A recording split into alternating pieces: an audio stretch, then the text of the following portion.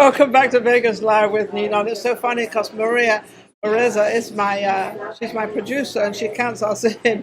And I have Pete Barbutti with me. And Barbutti, I'm pronouncing it the English way.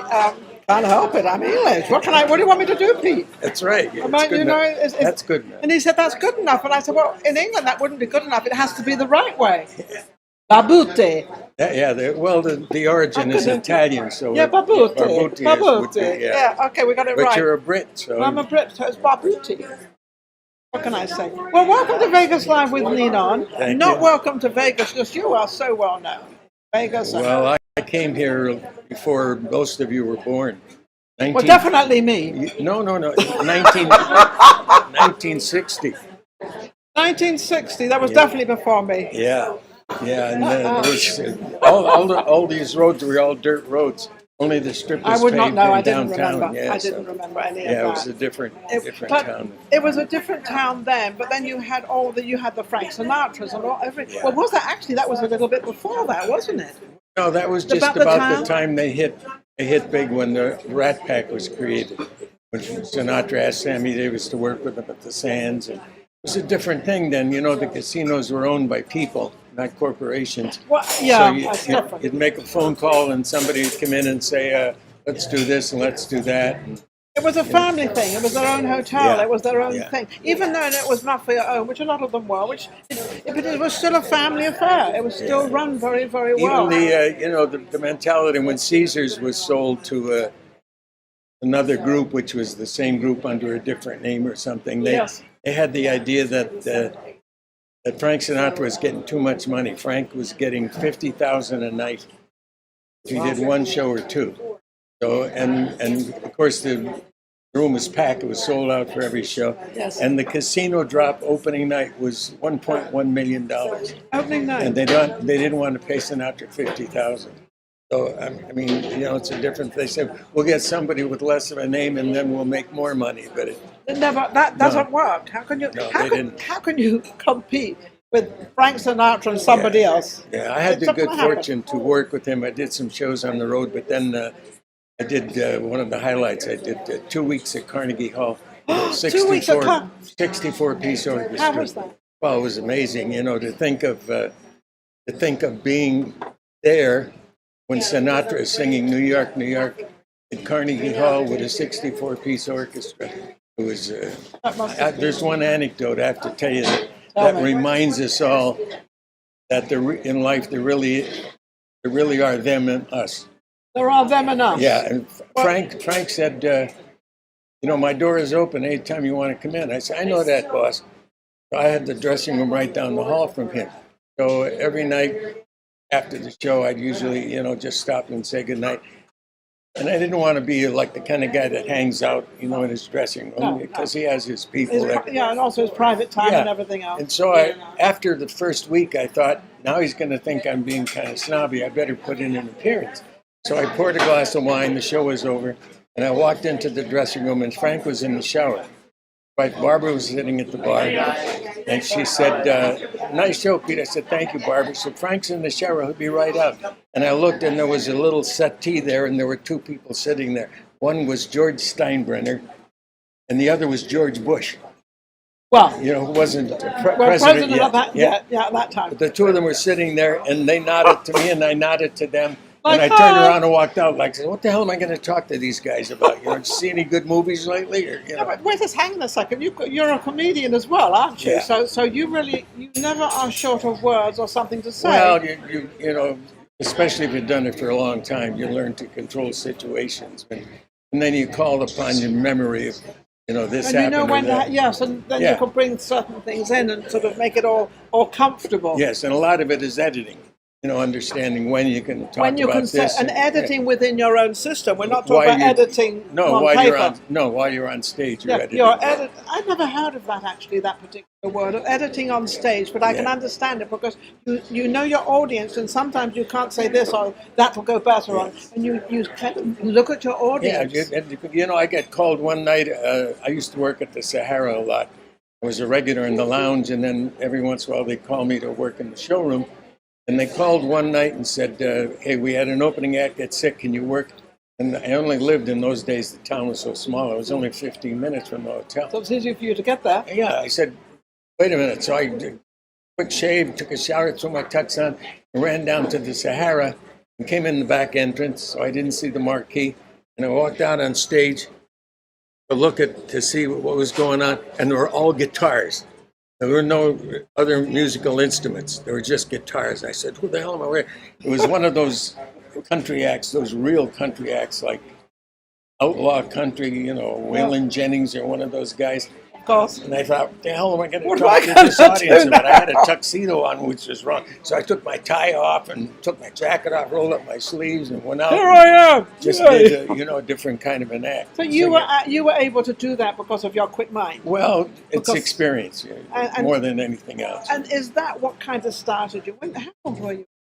Well, I started actually. My grandfather was an immigrant, so my father was the first generation. From Italy. Yes, and so we lived in a big house that everybody lived in. It was like a kibbutz, like Not a kibbutz. commune. Yeah, I know what a kibbutz Well, is. so In we Israel. all- yeah, That's so an we Israeli all- terminology. It's like a farm. Yeah, so we all lived together, and my two sisters took piano lessons because all of the young girls had to have piano lessons from the European influence. They have to have art. Yes, yeah. They have to have You're art. right. Yeah, they all had to play piano. Something, yeah. Something. But the piano. Or if you're Jewish, violin. And so they used to take piano lessons, and they weren't very good. And the teacher would come to the house. We had an old upright piano, and the teacher would play, and they'd try to play, and they'd do the best they could. And then the teacher would leave, and I'd run in, and I would play the lesson by ear that they had. So you played by ear. You just play. Yeah. You just had that talent. Yeah. Did you know you had that talent, and is that why you went to the piano? Because No, I don't know. It seemed like fun. And then when I was about 10, fun. when I was 10, they got me an accordion because every Italian in the neighborhood played, or Polish guy played the accordion. And so I started you're not playing Polish. No, but the Italian influence. The- So I started playing the accordion, and then I went into high school, and I had to have an elective subject. So I took band, and the teacher happened to be a very hip young teacher, and he got me on percussion, playing drums.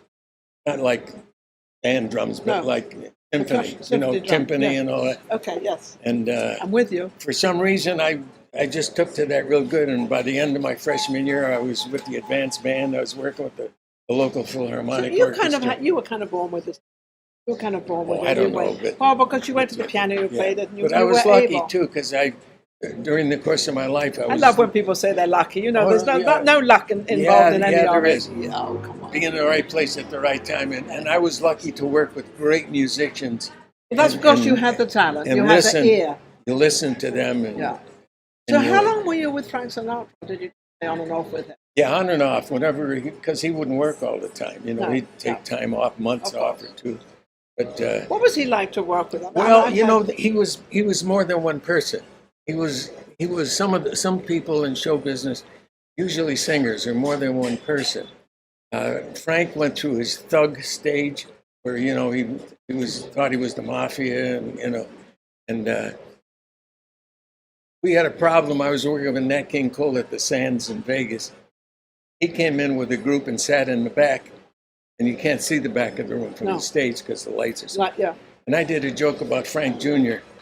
that he didn't like, so he got up and walked out to his party, and I didn't see them, so I didn't know about it. So then after the show, I'm walking through the casino, and some guy, with no neck came and said, Frank wants to talk to you. And I made the terrible mistake of saying, Frank who? Apparently there's only one Frank, Oh, yes, and where you were, actually, Yeah, right, there was yeah. only be one. So I said, oh, great, I want to meet him. So So how I old went, were you this time? What, 19, 20? No, I was like 25 or something 20? like that. Oh, my. Yeah. Oh, God.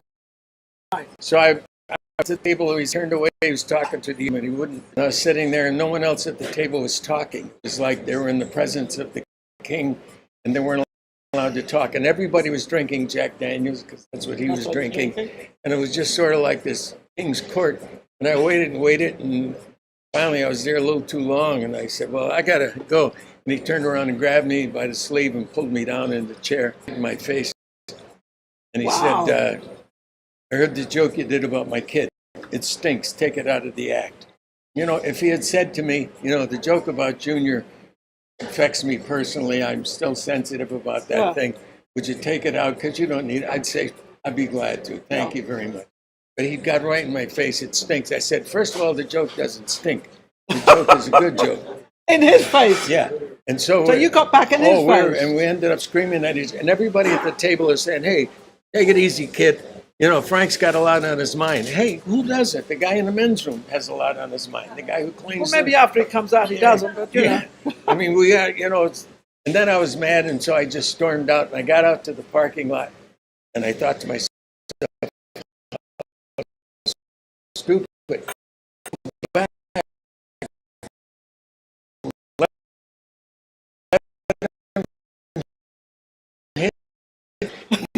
Page of the New York Times.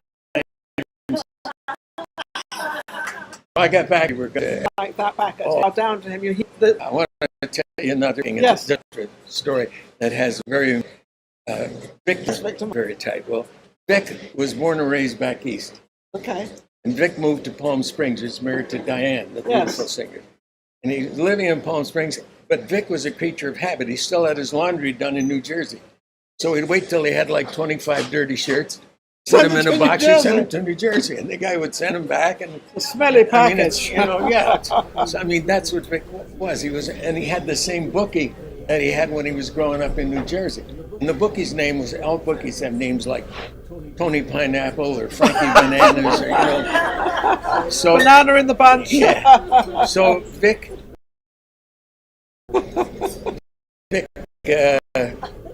about $25,000, which wasn't a big deal. Making that in one night, you know. So the book, Vic thought how sweet it is, you know what I mean? Yeah. Doesn't matter. He's in New Jersey. It's a gambler, you know. And so the guy's estate called Vic and said, I'd like to talk about collecting this and that. Vic said, who are you talking? The real name was Vic didn't know if are you talking about so-and-so? He said, well, yeah, that was a pseudonym. He said, well, he's a bookie. That's illegal. The guy said, well, it was incurred in good faith. And Vic said, hey, get out of here. And he hung up. Well, the guy continued to call him. He wanted that 25,000. Don't forget, in those days, that was more than 25. Yeah. Send letters. And so Vic, he wasn't giving up, was it? No. And so Vic ran into Frank and he said, you know people in New York, man, or New Jersey, this guy's bugging me. And Frank said, when are you going to be in New York? And Vic said, well, I'm going to be there next month on the 5th, working the Copa or something. Frank said, okay, call the guy and tell him to meet you there. Don't tell him I'm going to be there. Frank flew in. He had a private jet, you know. Frank flew in, and they went to a restaurant Frank always went to in New York, and they're sitting upstairs in the back. Nobody else is in the room, and they're eating. And the guy walks in, and Vic motions. The guy walks over, and Vic says, you know Frank Sinatra? And the guy is real impressed. I mean, well, certainly I know of him. It's a great honor, sir. And he shook his hand. So Frank said, sit down. Would you like something to eat? The guy said, no, I'll just have some coffee. And they traded a few niceties, and then Frank got in his face with a couple expletives, and he said, what's going on? And the guy said, well, he's incurred the debt. Frank said, the guy's a bookie. You can't call it. But still, we feel if I've had enough. So he lapelled the guy a little. He said, come here. And they walk about 10 feet from the table. And Vic couldn't hear what was going on. And Frank Sinatra said to the guy, do you know who I know? And the guy said, no. And Sinatra leaned over and he whispered in the guy's ear. The guy stood back and he said to Frank, you know who I know? And he whispered in Frank's ear. And Frank came back to the table and said to Vic, hey, the guy. So that somewhere in there, there's a lesson. There's a name. There's always one guy. There's always one guy that knows. There's always one guy. One guy who's a little hipper than the last. You think everything's totally hidden. Nobody knows. There's always one more guy. There's always another guy. Or a person that saw something. Yeah. But so the motto of the story is pay the bill. That's right. So Vic wrote him a check on the spot. Never questioned again. Absolutely not. I know that we have to close out, but you were on the Johnny Carson show I for did, 60 times. Yeah, 60 times. 60 some, I don't remember. 60 odd times. I think, guessed on Johnny Carson. I did the last week because all the regulars came in for the last week he was on. First of all, when he told me, he said, I'm finally going to quit the show. I'm going to retire. I said, retire from what? You come here 4 days a week, You sit behind the desk, everybody writes For a some couple of material hours. for you, you don't do anything, and you're the producer. Sounds like somebody I know. I mean, this was like unbelievable, you know, and to my time on the Tonight Show in those days, for 1 minute, if you bought open time, it was like $38,000 for 1 minute. For 1 and there minute. used to be like 30 minutes of commercials. He's the producer, he's paying everybody scale. $312. Yeah, $328. Yeah. It I know, finally but got up Hal to... Roach wanted to get paid when he went on a show. Yeah. And he Same said, thing. well, you're going to get union payment. That's Hal Roach, the big producer. You Yeah. know who Hal Roach was. And the same thing, they pay the minimum, the union pay. That's all. That's all did. they pay, But nothing else. it was great because I did the show with so many wonderful people. It Yeah, was nice to we meet love them, it. including great actors and like Luciano Pavarotti. I got to meet him. Everybody said, you won't ever Do you know get something? near We it." could sit here for 2 or 3 hours probably, but my producer is looking at me and saying, Ninon. I never liked your producer. I can tell you now. I never liked her. Pureza, from the first time I met her, I never liked her. She wants us to shut up. She wants us. I don't know what it is about her. I We're just having a never great liked time. her. We're having a great time. We're having a fabulous time. Incidentally, are you from London? From that I'm from area? England. No, I'm from Torquay, actually. Oh, okay. Torquay, Devon. Yeah, I've done a bunch of TV shows in London. In London? Yeah, Bob Monkhouse and Des O'Connor. Oh, yes, Bob Monk. Bob Monkhouse. Oh, Yeah. my. You go back a little way. Yeah, Des O'Connor. I have to tell you, Des O'Connor Desi O'Connor, yeah. he was a very square guy. Yeah. You know, I mean, Yeah. the comedy Good on and the proper, show, yeah, he was it's- very square. And the opening, I went to the rehearsal, and I was sitting down front, and it was Ted Heath's orchestra Oh, plus Ted strings. Heath. It was Oh. a killer orchestra. And Yes. the band played this intro. But it was an orchestra, very Oh, big. a huge orchestra. Huge, the humongous. band played this introduction. Yeah, I mean, this yes. was cooking. And Des O'Connor came walking down the stairs singing "Love You," and I thought he was doing a joke. I thought he was being very camp, and I started laughing. I said, "That's beautiful," and the microphone said, "Cut." What's that laughter going on?